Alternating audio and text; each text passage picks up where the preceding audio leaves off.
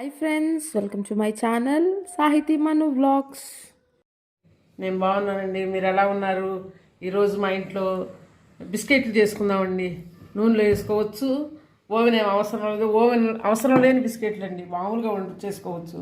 వాటికి కావాల్సిన పదార్థాలు: పంచదార గ్లాసు, పాలు గ్లాసు, నెయ్యి అయినా వేసుకోవచ్చు, డాల్డా అయినా వేసుకోవచ్చు అండి, ఏదైనా పర్వాలేదు.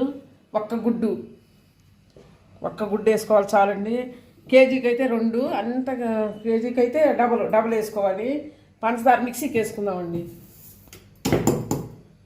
అండి 1/2 కేజీ మైదా అండి, గ్లాసు పంచదార మిక్సీకి వేసాను.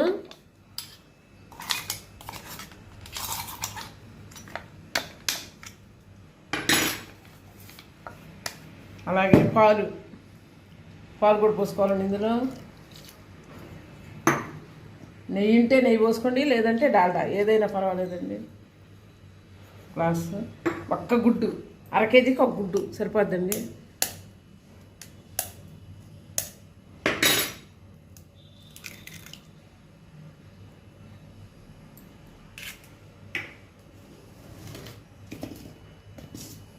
అంతా చేసుకుందామండి.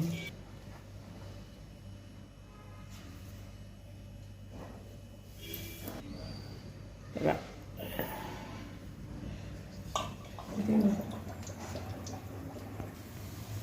చక్కగా ఎర్రగా ఇలా కాల్చుకోవాలండి. అన్నీ ఇలా కాల్చుకోవాలి. కొంచెం ఎక్కువ మరిన్ని వేసుకోవచ్చండి. ఇలా బిస్కెట్లు తయారైనాయండి. 1/2 కేజీ పిండికి ఇవన్నీ ఒకే రకం గ్లాసులు పంచదార, నెయ్యి, పాలు అన్నీ వేసాను. ఒక్క గుడ్డు అండి పంచదార మిక్సీకి వేసుకున్నాను.